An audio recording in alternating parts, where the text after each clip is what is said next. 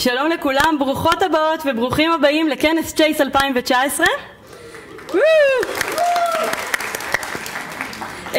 שמי דוקטור שיר אתגר ואני עמיתת המחקר של המרכז לחקר חדשנות וטכנולוגיות למידה שמארגן את הכנס הזה. זו השנה ה-14, ואחרי שתכננו וחשבנו וקראנו והתכתבנו, אני חושבת באמת עם כל אחד ואחת מכם במייל, זה כל כך כיף לראות אתכם פה היום, אתם לא מבינים עד כמה.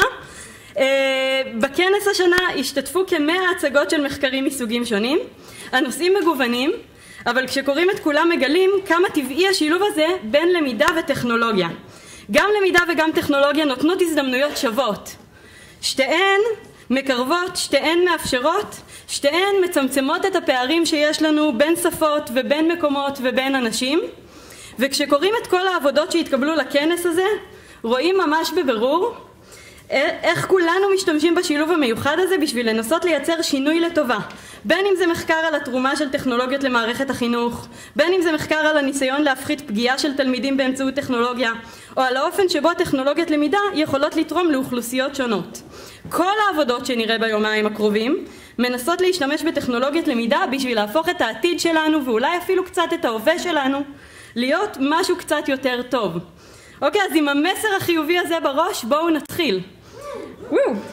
וואי, איזה קהל אוהד יש לי היום, מה זה? אני רוצה אתכם בכל הרצאה איתי. אני מתכבדת להזמין את פרופסור מימי אייזנשטדט, נשיאת האוניברסיטה הפתוחה, לשאת דברים.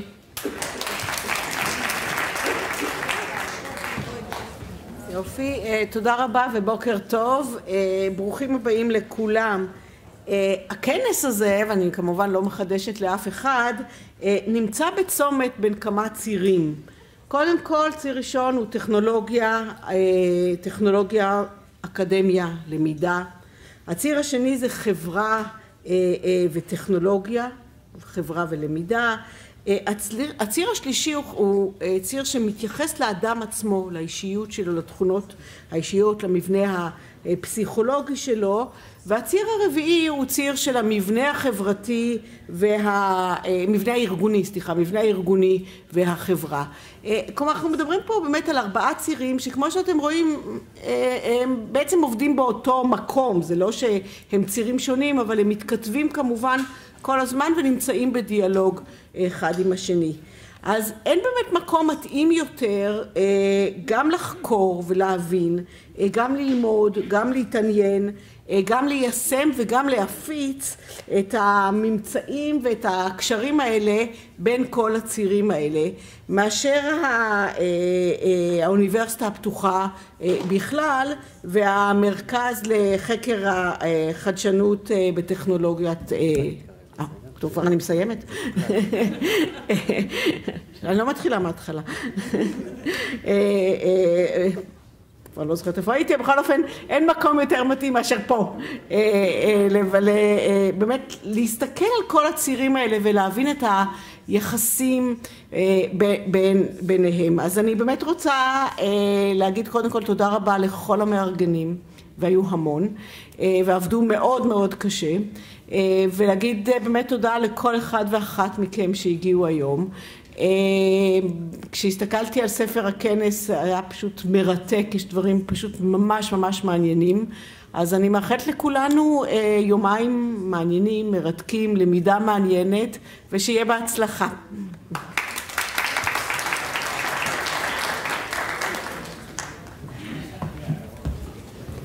אני מתכבדת להזמין את פרופסור אינה בלאו, ראש מרכז המחקר לחקר חדשנות וטכנולוגיות למידה, לשאת דברים.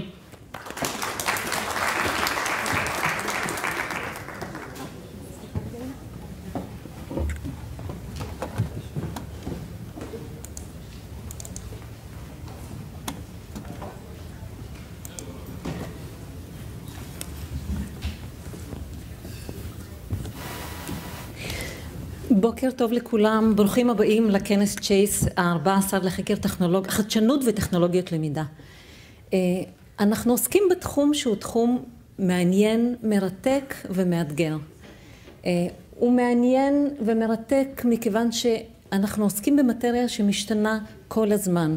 הטכנולוגיות כל הזמן מחדשות והן מאתגרות אותנו כי אנחנו צריכים להתחדש עם הטכנולוגיה. זה מאתגר במיוחד כי אנחנו מנסים לשלב טכנולוגיה בתהליכי הוראה, תהליכי למידה, תהליכי הערכה והתנהגות באופן כללי, תחומים שהם לא כל כך ששים להשתנות, תחומים שהם מחפשים יותר לשמור על סטטוס קוו. אם אתם תסתכלו על תוכנית הכנס, אתם תראו את הדואליות הזאת שמאפיינת את התחום שלנו בשמות המושבים. חלק מהמושבים הם מושבים שעוסקים בתחומים יותר קלאסיים של התחום, כמו טכנולוגיה, כמו תקשורת מקוונת, כמו הוראה מרחוק והשלכות ההוראה הזאת על תהליכי למידה, כמו אוריינות של לומדים ומיומנויות אחרות שלומדים צריכים לפתח בסביבה הזאת. לצד זה יש מושבים שעוסקים בנושאים שמעסיקים את הקהילה שלנו בימים אלה, תחומים כמו מייקריות, תחומים כמו אנליטיקות בלמידה, הנושא שידבר עליו מרצה אורח שלנו עוד מעט. ומבחינת המושבים, אם הסתכלתם על תוכנית הכנס, יכולתם לראות שיש לנו מגוון רחב. מעבר למושב הפתיחה ומושב הנעילה, גם מושב הפוסטר, שנתכנס כולנו בעולם אחד, תוכלו לבחור בין מושבים מקבילים שחלקם הרצאות מבוססות על מאמרים מלאים, חלקם הרצאות בזק, ויש גם מושבים יותר אינטראקטיביים כמו סדנאות ושולחן עגול. השנה אנחנו החלטנו להכניס לראשונה גם פורמט הזה. בכנס הזה יש 4 keynotes. היום אנחנו נשמע את פרופסור בארט ריאנטיס מהאוניברסיטה הפתוחה בבריטניה, ואת פרופסור מירי ברק מטכניון. מחר, מי שמגיע מחר יוכל לשמוע הרצאות של פרופסור מרקו קלץ, מהאוניברסיטה באיידלברג שבגרמניה, מהפתוחה בהולנד, ואת דוקטור קריסטה אסטרהן, שהיא מהאוניברסיטה העברית בירושלים. וכמדי שנה אנחנו מטפחים את קהילת החוקרים הצעירים שמצטרפת אלינו, ואנחנו שמחים לערוך תחרות מאמר מצטיין של סטודנט או סטודנטית.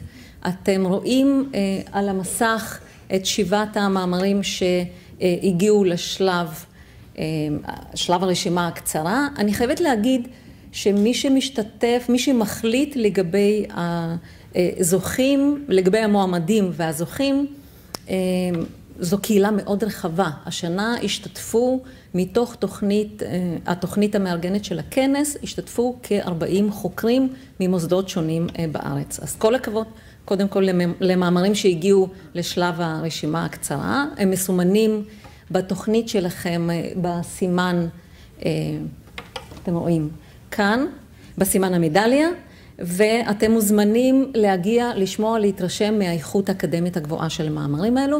מחר בבוקר אנחנו נדע מיהו הסטודנט או הסטודנטית שזכו בפרס בתחרות הזאת.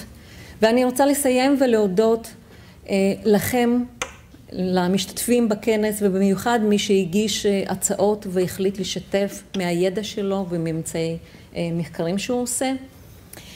אני מודה להנהלת האופ על תמיכה בכל מה שקשור לחיזוק תהליכי למידה דיגיטלית באוניברסיטה ובקהילה בישראל באופן כללי.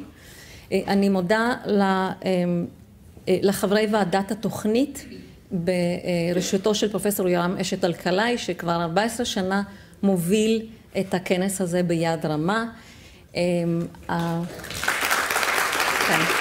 מגיע לה בהחלט. ולכל מי שחבר בוועדה הזאת, כי הם השומרים על האיכות האקדמית של הכנס. אני מודה מאוד לוועדה המארגנת של הכנס בראשותה של דוקטור שיר אתגר, ואני רוצה להודות במיוחד לאסף שמבי ולאסנת צרפתי. הקבוצה השלישייה הזאת ניצחה בצורה יוצאת מן הכלל על הלוגיסטיקה המסובכת מאוד של מאחורי הכנס, ואני מאחלת לכולנו כנס מרתק. תהנו. תודה רבה.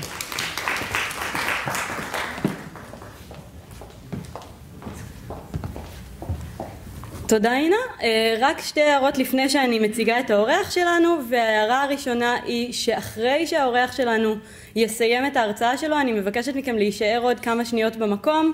אנחנו ניתן עוד קצת מידע לגבי הכנס, המקום, איך משתמשים בתגי האוכל שלנו ודברים חשובים מהסוג הזה. הערה שנייה זה שאומנם אנחנו כנס על טכנולוגיות, אבל אני אשמח אם כולנו נסגור את הטלפונים שלנו עכשיו או נעביר אותם לשקט. אוקיי, ואם אחרי שאמרתי את כל המידע הבירוקרטי הזה, אני הולכת לעשות Alt-Shift, שמאלי כמובן, כדי לעבור לאנגלית ולהציג את האורח שלנו. בבקשה תישארו איתי. Okay, so it is my pleasure to introduce Professor Bart Rienties. Professor Rienties is a professor of learning analytics at the Institute of Educational Technology at the Open University UK. He serves as the program director of learning analytics and as the head of data wranglers, where he leads a group of learning analytics scholars who conduct evidence-based research and sense-making of big data at the Open University. He is an educational psychologist that conducts multidisciplinary research on work-based and collaborative learning environment. His main research interests are learning analytics, computer-supported collaborative learning, and the role of motivation in learning. He published over 200 works in leading academic journals and books. He led a range of national and international projects and received many respected awards for his pioneering research. Professor Rienties has asked me to mention that it's probably the weirdest thing I ever said in a conference. He asked me to mention that he is apologized in advance for showing photos of men and women in lycra at his slideshow. Whatever that means, we will figure it out.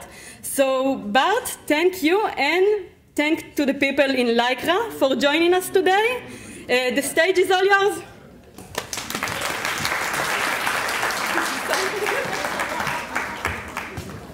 Sorry. That's fine. I can help you with the slides. Sorry. Thank you. Is this your? Yeah. Yeah, like a clothes. Yeah. Good luck to all of us. First of all, I'm really honored to be standing here. We just took a picture with Professor Blau and Professor Cosby. When I was a PhD student many years ago, I read their paper about inequality in participation. And when I was thinking of doing my PhD, like, oh, this is exactly what I'm interested in as a teacher. And how cool is it that I'm now standing here?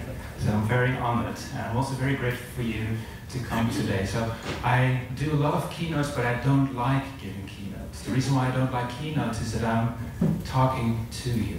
What I really love to do is to have interactions. So if at any point in time you think, oh, I totally disagree with Bart, or I want to question, or I want to prompt, just raise your hand, or just stand up, and let's have a conversation. I will try to do it as interactively as possible. Normally I use a laptop, but apparently I was not allowed to use my laptop, so I'm going to try to play a little bit with technology here, so let's see how it works. So again, thank you very much for inviting me. I'm also very grateful the work that I'm presenting today and all those papers that we've published would not have been possible if I wouldn't have these amazing members of staff in my PhD students. So they are the real smart people behind that actually do all the hard work, and I'm very grateful.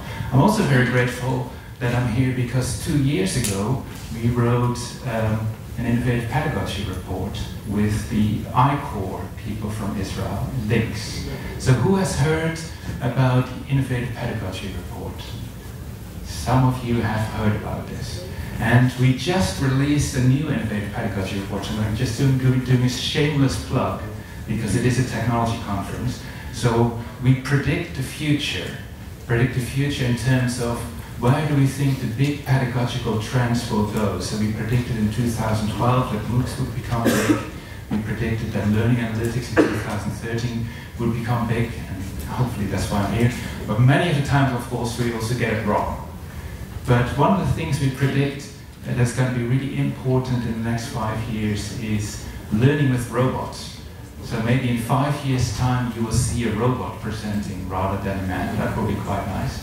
Are they going to be like that? Well, perhaps the robot will be in Lycra. I can't promise you that.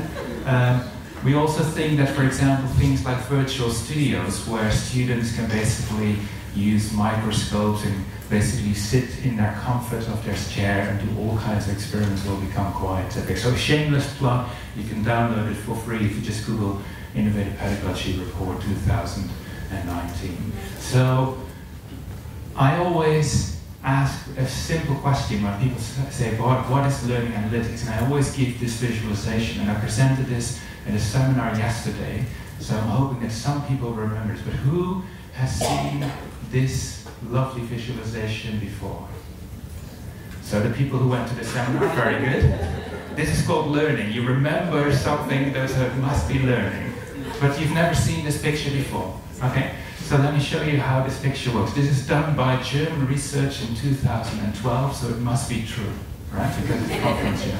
So we have our students, and our students continuously sit on their phones, they write, they chat, they do all kinds of things on their phone. I was with a taxi driver this morning, he had 4 different phones, and I don't know what he was doing. But technically we can then, of course, start to track whatever that student is doing in our learning management system. So here at the Open University Israel, we use Moodle, you might use Blackboard, you might use Canvas. And then there's a small issue of data privacy. I'm not going to touch upon data privacy today because the Open University UK, I think, has solved part of this problem because we have an ethics policy on learning analytics. If you Google Open University ethics policy, we have a very good ethics policy how to deal with data. And it's used under a Creative Commons license, so you can basically copy-paste it. So I'm not going to discuss this. So you have much smarter people than I who do all the data mining. And then we eventually put that data mining into nice visualizations to a teacher.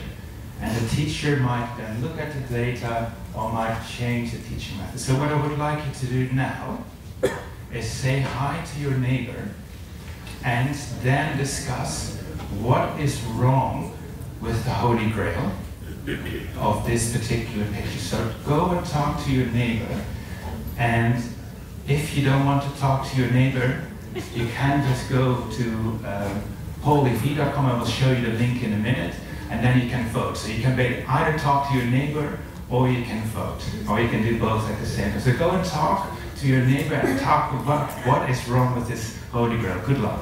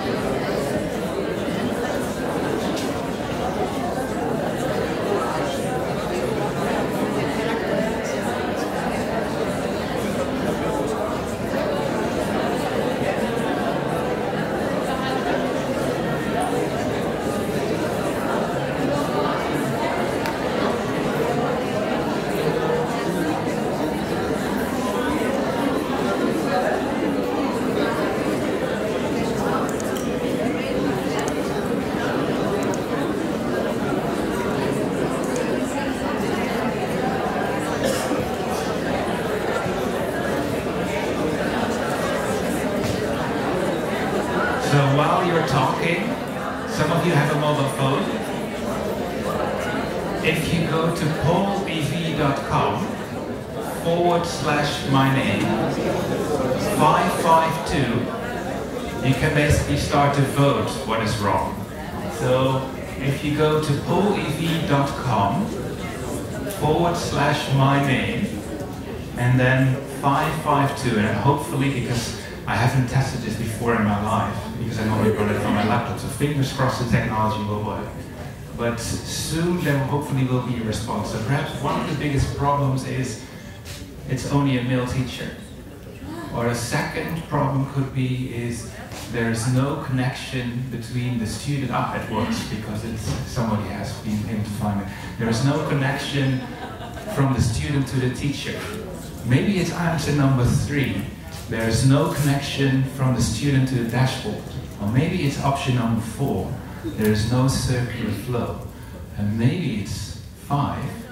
All of the above applies. Or maybe it is actually 6. You are seeing the Holy Grail. And I'm looking forward to hear. I haven't mentioned this, but this free account only gives access to 40 people to submit their vote. So it's like with Brexit. I couldn't vote for Brexit because I was a foreigner. So only people who are quick enough to vote can vote. But thus far it seems that the vast majority of those who have voted indicated that it's all in the above. And let's see how things develop over the next second. And then I will come back and then people will have to explain why they think it is the case.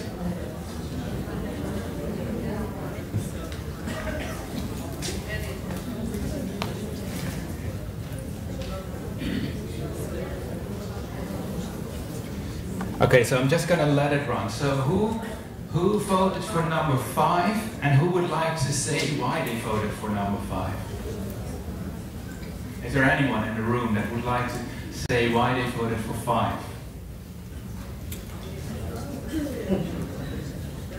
Surely there must be someone who wants to talk to me.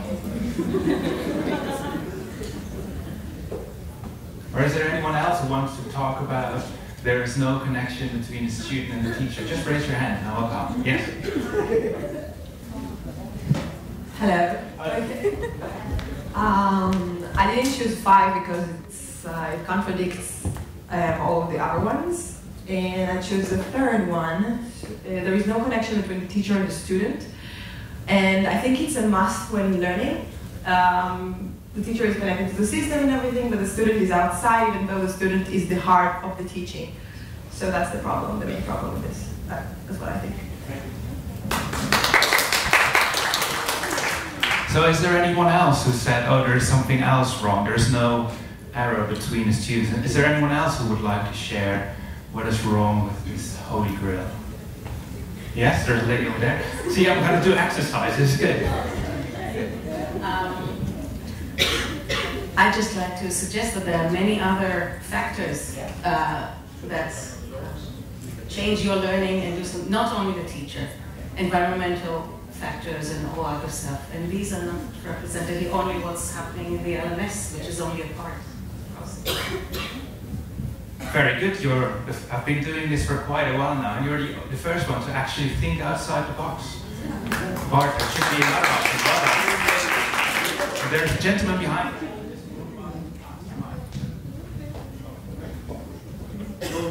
There should be no teacher.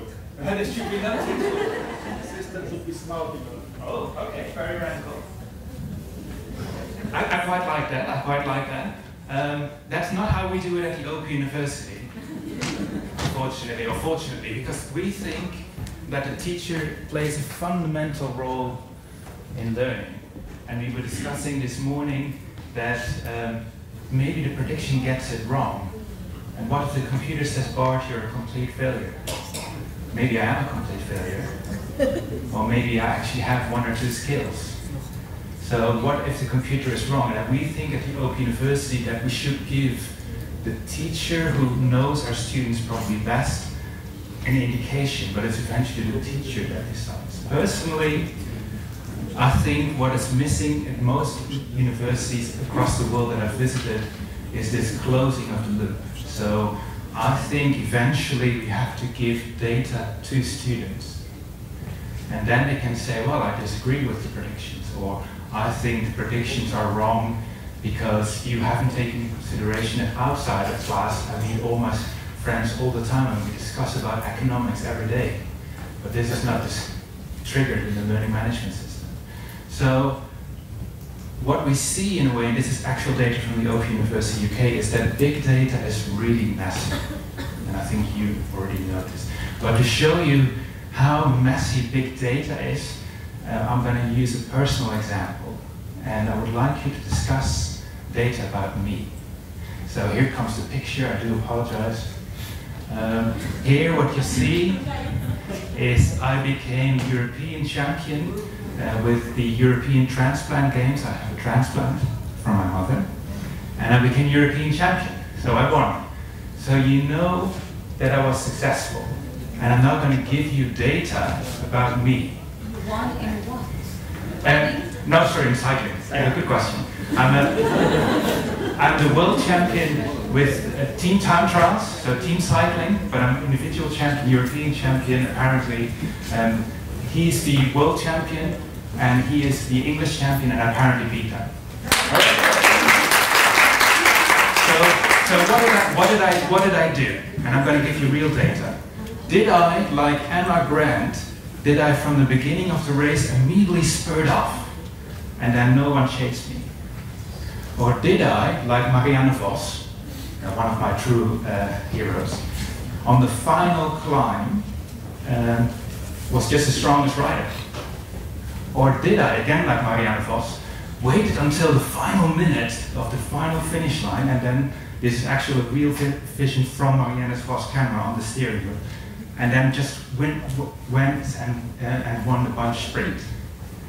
Or did I,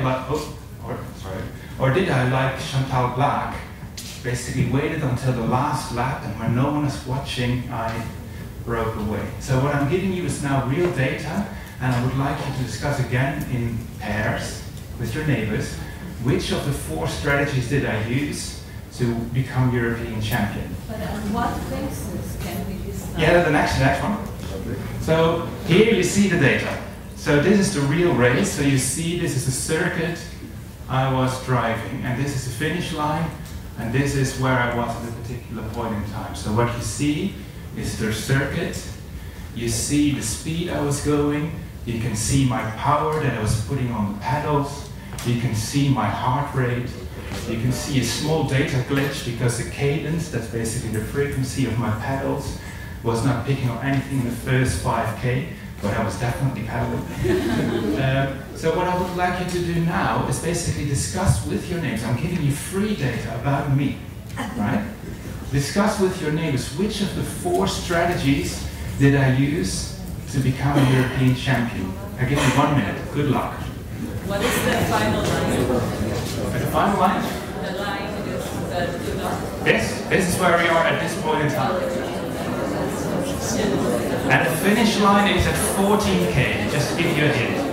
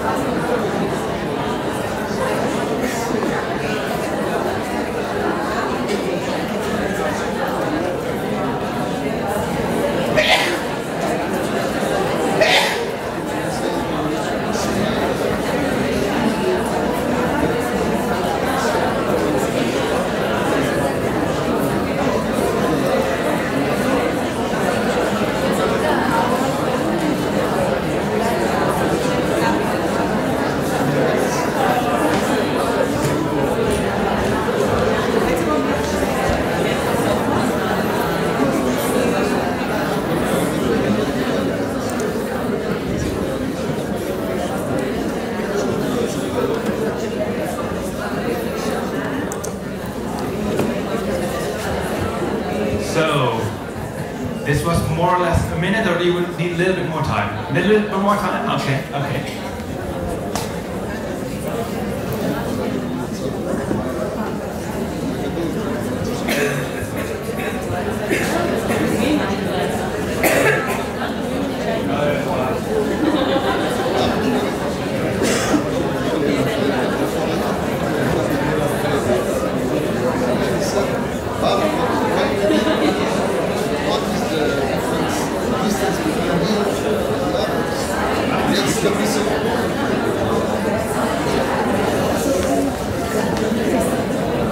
Okay, so let's see how smart you are.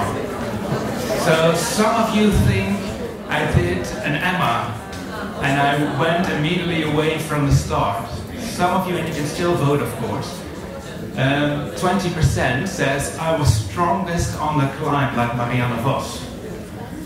Maybe I was like 3, like I was the strongest in a bunch sprint like Marianne Vos.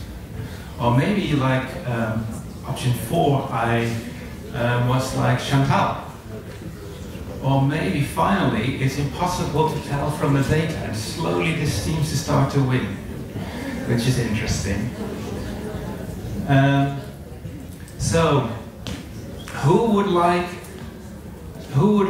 to let's get rid of the easiest answers by elimination. Who voted for number 2? I was the strongest on the climb. Thank you. Could you tell me why I voted? I'm not sure, but by the data, I can see that in some point, yeah, here in the 12 kilometers, Yeah. in the speed, you see there's an up. Yeah.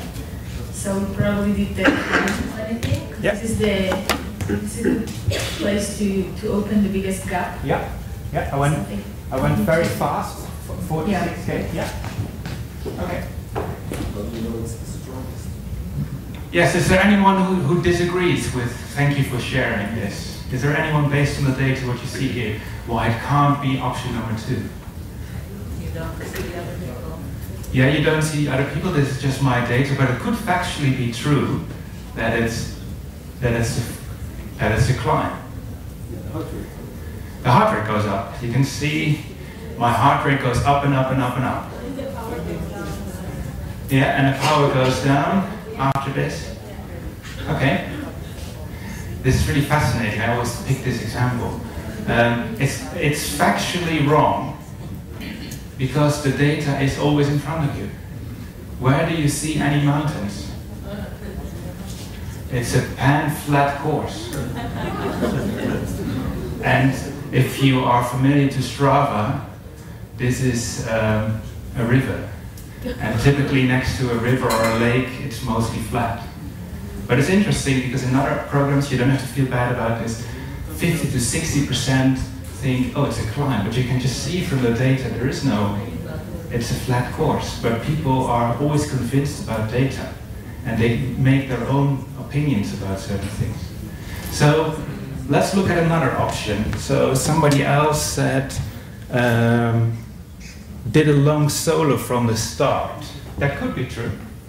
So who wants to share that? Or is everyone now afraid to be there? I could do that.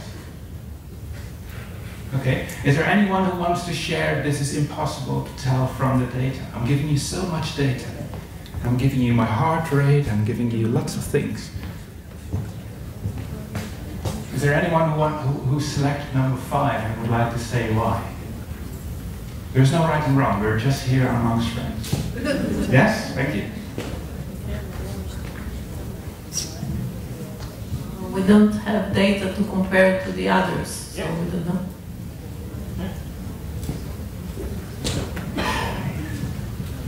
Exactly, we don't know what the other students in this metaphor were doing. We don't know how fast they were riding. It could be that from the beginning here, I went off like a complete maniac and the rest of the peloton waited. And then I just rode my own risk. Or it could be that I waited until the end for a bunch sprint, but you don't really know what the others did. I think you can deduct it, and the right answer is, if I remember the right answer. The right answer is number 4. I broke away at this point, just when we were going around the roundabouts. That's also when you see the dips in the speed. And there was just a moment of hesitation, and then I went all by myself, and then no one else chased me. So you can also see when I crossed the finish line at 14K, I was not going extremely fast, I was just riding at a normal pace because I had a massive gap. So I guess the metaphor is, you really need a lot of skills, but also you need a lot of data to understand the race. And I think this metaphor is nicely put and portrayed by Professor Paul Kirchner. Paul Kirchner said that learning analytics is a little bit like a drunk. So there's this drunk losing his car keys, and then a policeman comes and he realizes that the drunk is always looking close to the lines with his phone. And then the policeman asks, "What are you doing?" "I've lost my car keys, sir." And then the policeman asks, "Well, why are you always looking so close to the light?" And then the drunk says, "Well, that's where I can see." So the critique of Paul Kirchner is he basically says that we only look, and that's I think what you mentioned also before, we only look at data that is easily captured. But perhaps a lot of data is not captured. My motivation to go away from the break, you can't really track that unless you do, you track me to some kind of brain imaging program. So it is quite interesting, but I do think there is a solution to this. And this solution is what I call learning design. So learning design, I think, is the holy grail for me for helping you to understand why certain students are successful and why other students are not. And learning design, is defined by Geraint Conway as a method to enable teachers and designers to make more informed decisions on how to go about designing learning activities and interventions, which is pedagogically informed and makes effective use of appropriate resources and technology. In my own words, learning design allows you to do a brain scan of teachers. By doing a brain scan of teachers, we try to identify the peaks and troughs of how teachers are designing courses and what teachers expect students to do. And if there then is a mismatch, that's interesting, because we can start to see maybe we need to think about redesigning courses. Let me give you a practical example. So for some reason, this clicker always goes twice ahead, so I do apologize. So we basically do a brain scan by 7 different activities that a teacher designs. So one is just reading and watching. What I'm doing now is I'm transmitting information to you, which I don't like. I like interaction, but you've been very quiet. So please be more interested.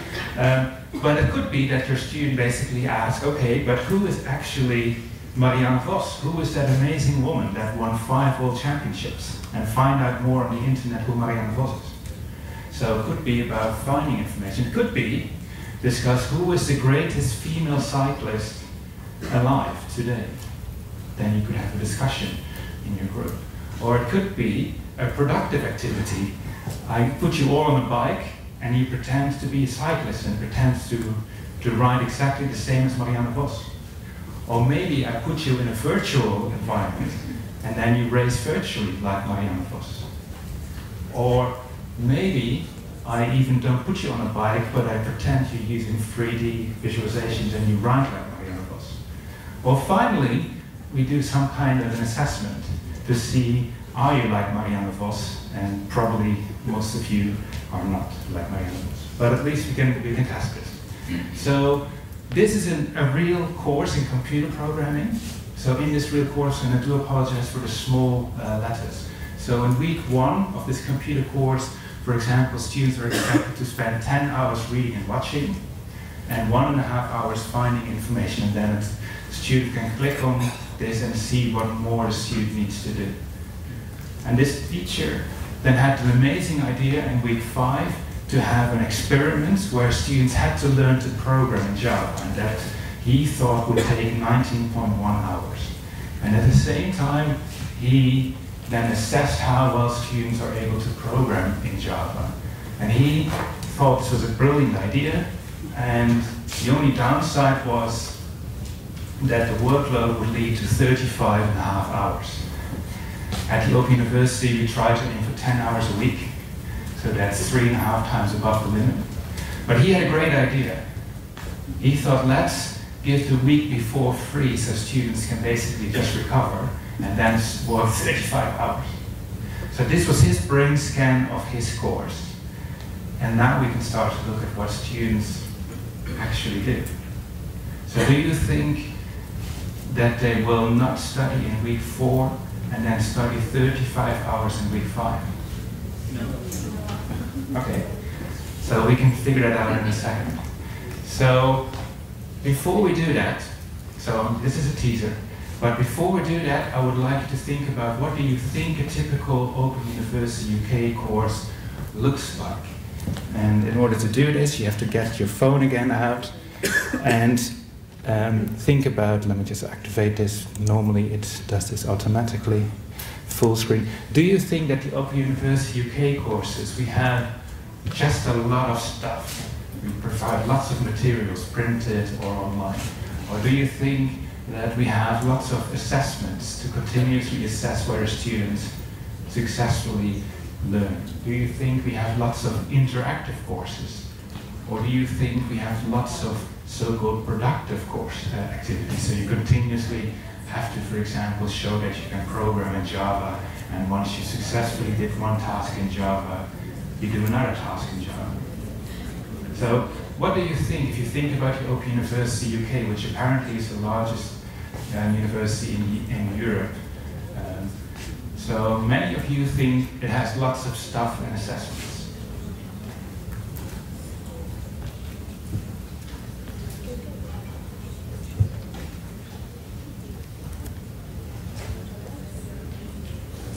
So think about this, because the next question, you will have to actually think about how your own university looks like. So think about this. Yes? So most of you think correctly that the Open University has lots of stuff and assessment. So let's have a look. So you're indeed right. So we have one course, 53, which is anonymized, where 90% of the time students spend just reading and watching. That could be amazing. Could also be really good. We also have one course here, 57, 2 and 133, where there's lots of assessment. That could be amazing if you, for example, study mathematics and you continuously work through assessments. That could be really amazing, or it could be very daunting. To me, what is really surprising when we did this analysis across 157 modules is most courses at the Open University UK have very limited what I would call social constructivist activities. So actually doing something. So yes, there are some modules, module 94, where nearly 50 or 55% of students are actually doing something. But most courses, they do very limited activities. So what I would like you to do now is to think about your university. And if you would have to pick your university and think about those 7 activities, where do you think your students spend most of their time in terms of these 7 activities? Is it reading and watching? Is it finding information? Is it communication? Is it productive? So you can just vote on your phone where you think you are. So somebody bravely said, in my course we have 70% experiential learning. Fantastic, I would really like to learn more about that. So let's see how it develops. So somebody has even negative experiential, that's quite interesting.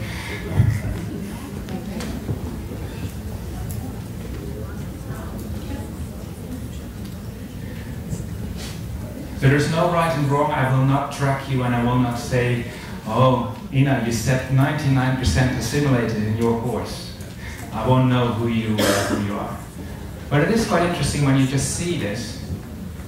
There's many of you follow very similar patterns in a way to some of the courses at the Open University. There seems to be a big group of modules that have lots of just stuff, which is really interesting. And the reason why I do this exercise with you is that this is fundamental for learning analytics, which I will show you now. So thank you very much for sharing this. So, coming back to this slide, remember the computer programming course? So, these are the activities that the teacher designs in a slightly different form of visualization, but in week 5, the students are expected to do assessments and all kinds of activities. What do you think the red line represents? Sorry? How much they did? How much the students actually engage. These are the average engagements. There is no, I mean, there are some students don't fit that profile. But what do you immediately see from the average grade? Did students in week 4 not study? Most of the students studied most of the activities, and actually the second highest, in the week before where they're supposed to be free. So that immediately highlights, hey, there's a tension between what a teacher designs and what the students actually do. And then when we, for example, look at other modules, and I will make the slides all available afterwards on Twitter so you don't have to make screenshots or captures. If you, just a random other module. What you see is many times the engagement of students is very closely linked to assessments. But at a certain point in time, it's not the case. And what we found across 41 studies with 30,000 students, and this is a groundbreaking finding, and it's put in a box, is that 69% of what our students are doing on a weekly basis is determined by us. So I'm going to repeat that. So if you blame your students are not working hard enough, or if your students are not studying well enough, we find with 14 modules and thousands and thousands of students, the primary predictor of how students are engaging over time, 69%, is determined by how we teach.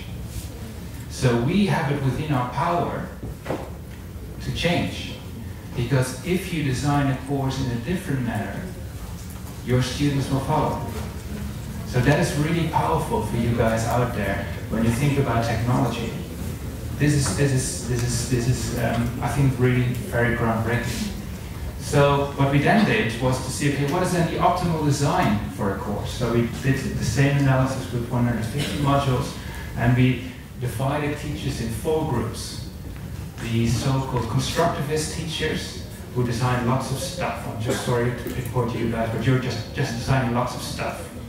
Then we have the assessment-driven teachers who have lots of assessments in their course. Then we have the productive teachers who have lots of doing stuff. And finally, there's a group of teachers who assess relatively a lot. And what we find is that teachers who design lots of stuff, you guys, it leads to lower engagement by your students. While the ladies and gentlemen over there, just by having social constructivist tasks where you have to work together, collaborate in Zoom, etc., it leads to more engagement. But then we get an interesting puzzle.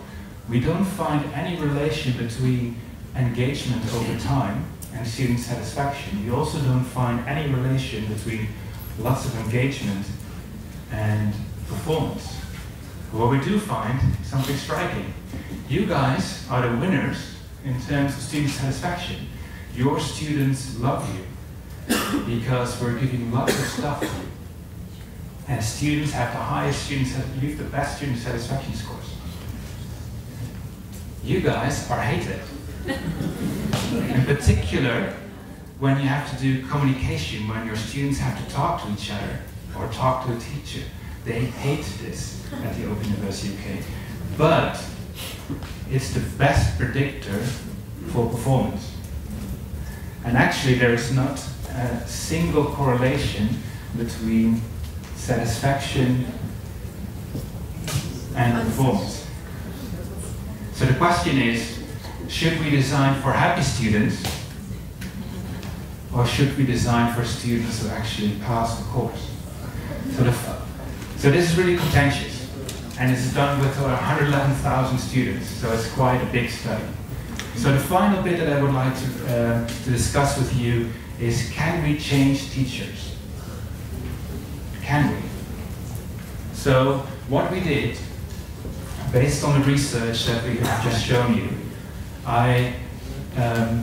we normally work when teachers design courses, they work in workshops and they work on mapping out their learning design. And the only thing we did differently was to give them initial visualizations of their learning design in a dynamic manner. And we talked a little bit about their course. That's the only difference we made. So we have one version where they didn't get the visualizations and one version that they did get the visualizations. So the last question that I'm going to ask to you is, do you, oh, sorry, multi-skills are not the best thing. So do you think just by giving visualizations to 80 teachers makes any difference? So do you think that when giving these visualizations to teachers, one, nothing will change because teachers know what they're doing. Two, they will design more assimilative activities. Three, they will design more social constructivist activities. Or four, they will design more assessments. So we're comparing 80 teachers before and then different 80 teachers who were given the treatment afterwards. So it's good to see that you have full confidence in me because you say 44% nothing, teachers know what they're doing, they won't change. You think it's more social constructivist? I'm giving you a couple more seconds to respond. So you do believe in training, or some of you, the fact that you can perhaps change the teachers by just giving them visualizations and some pedagogical insight of what works at the Open University. So let's have a look at whatever happens. So the blue is without this support, and the orange is with support. And so what you see, just by showing these visualizations, eventually teachers decide to give less stuff.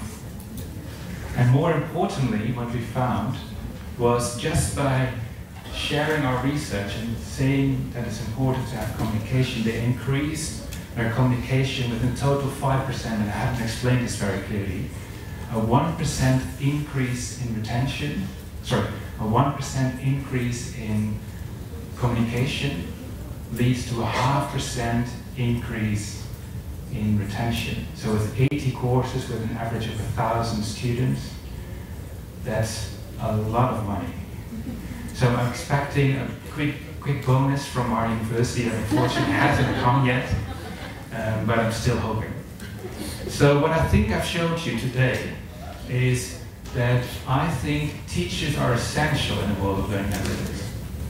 And we can actually help our teachers with providing data and with providing learning analytics. And I think when you marry the combination of learning design with what teachers are doing, this can be a really powerful combination.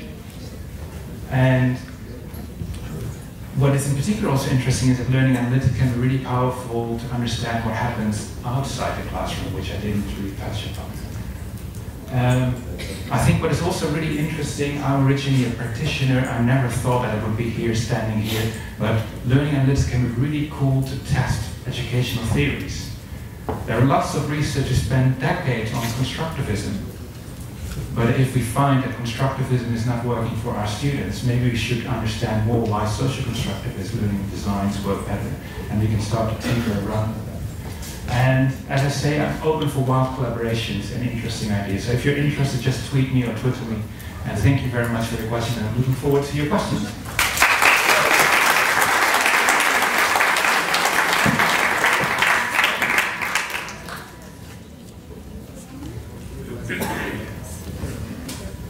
Would you like me to do the exercise now? Yeah, that's fine, that's fine. Cool. So thank you very much for this inspiring talk. Any questions?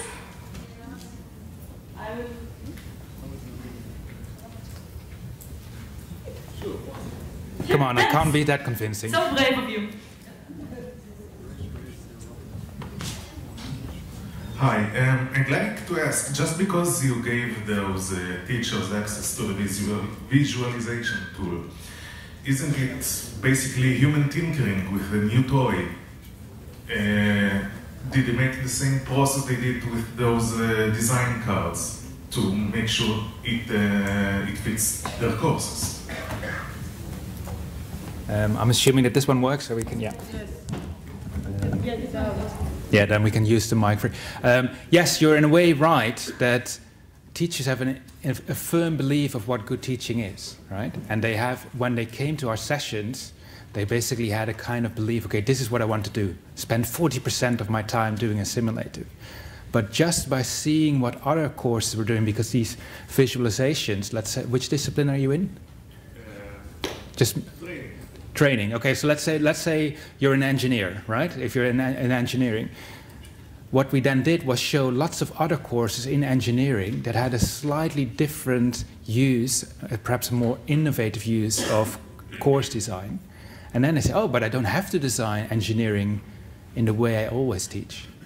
So by just visualizing their initial course and also showing other examples, when they came back the next day, they thought, yeah, but I have thought about it. Maybe I should introduce a weekly video lecture where I discuss with students. So gradually, by just showing other examples, teachers were quite, hey, yeah, maybe if that works in one engineering course, maybe I can try it as well in another. So it is quite surprising, by just a relatively simple intervention of showing what other teachers at the Open University do, we can actually change the perceptions of how teachers design. Because everyone, I don't know about you, but when I design my courses, I think this is the best way to design a course. But how do I know that it's the best way? Until I start to talk to my colleagues. So thank you for that question.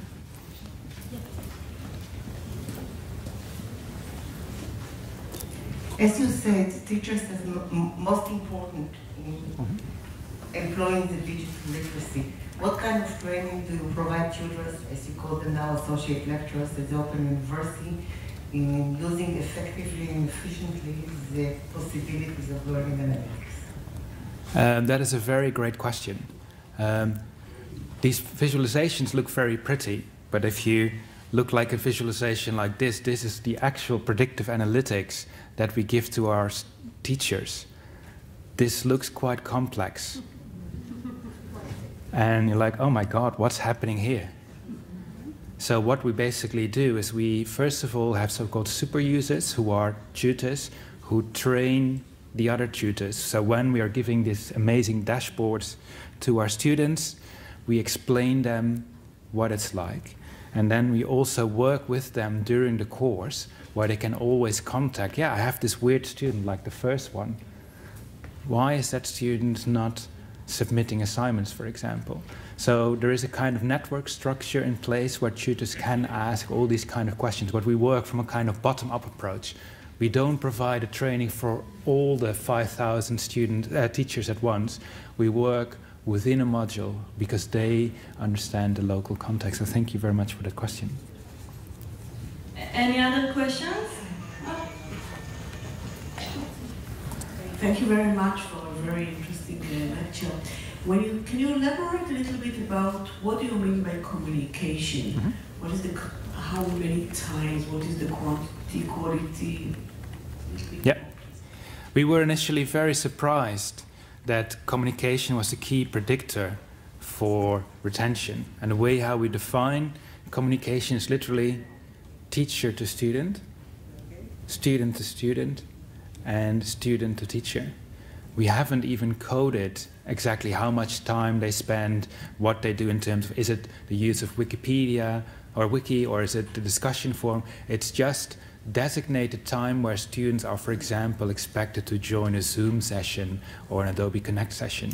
So of course the next obvious question is, sorry, there's a little bit of feedback. The next obvious question is basically, okay, is student to student the best?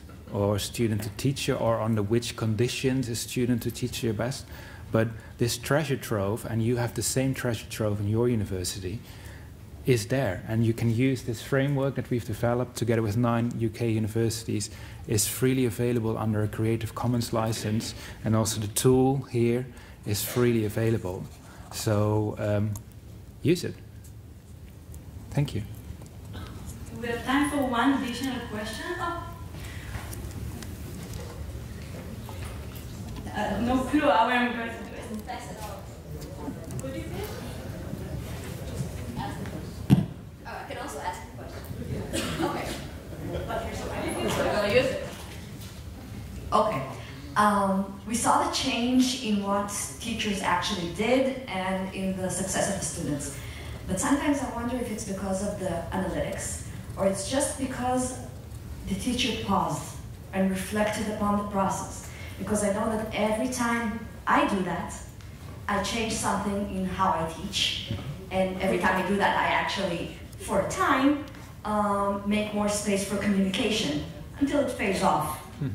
Okay, so that was actually my question. Is it the pause for reflection that does the change or the actual data that the teachers are given? Thank you for sharing that. I think it's, in a way, it's a very difficult question.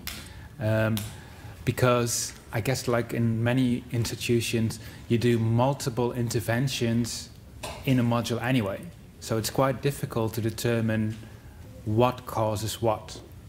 But at the same time, the brilliance of big data is that we can see over hundreds of modules that apparently this communication is the key driving factor. And what is really interesting, and maybe I should not say anything negative about the Open University UK, but lots of our teachers, when they receive student satisfaction results and when they read the open comments, lots of our students say, I don't like to work with Jane, I don't like to work with Peter. So then they redesign the course because the students are saying, I don't like to work in a collaborative group. So there is always this tension for you as a teacher. How can we make sure that we are sufficiently socially constructive and also listen to the student voice? And I think the solution to this problem, in a way, is we have to inform our students why we design the courses in a particular way and why we think that, for example, collaborative learning is the best way forward. And that can lead to lots of tension. So I guess I'm not really answering your question. We can't necessarily determine just increasing communication with 1%, is that leading to a 0.5% increase, because there will be other factors that will influence that journey. Okay, sorry, go ahead. What I asked, if the change is because the teacher was exposed to information, or the change is just because the teacher paused Yeah. in order to reflect upon the process of teaching? Probably, and in hindsight, it's probably a combination of both. Because, as we all know, reflection is key. So also we continuously use, when we show this data to students, or to teachers, we don't show them the end of the course. We show them, hey, we're currently in week 7, for example, and in week 7 you expect your students to spend 1 hour, and they actually spend 10 hours. So what could be the reason behind this? So in a way, we hope that by visualizing all of this, we basically give a moment for reflection. And hopefully our teachers are then motivated to change. So, happy to talk afterwards. Thank you so much, Bart.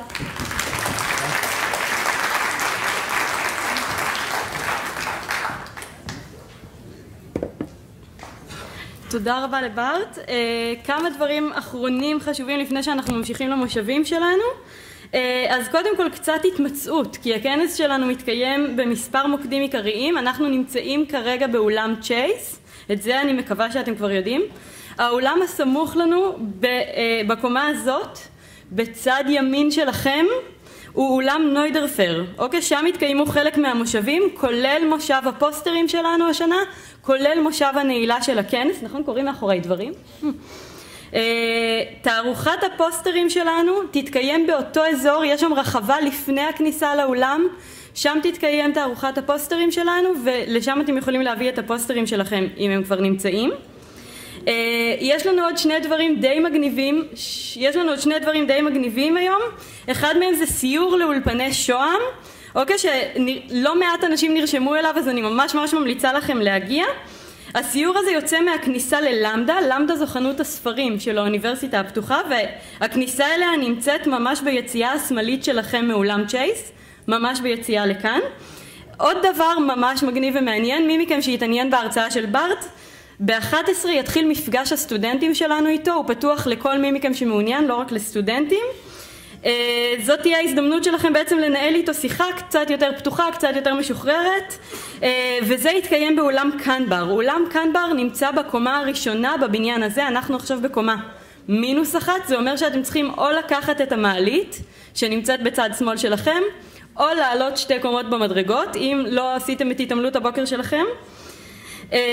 ודבר אחרון לגבי הטג שם, כולנו קיבלנו טג שם, אם התעוררתם בשעה שאני התעוררתי בבוקר, זה השם שלכם. אוקיי?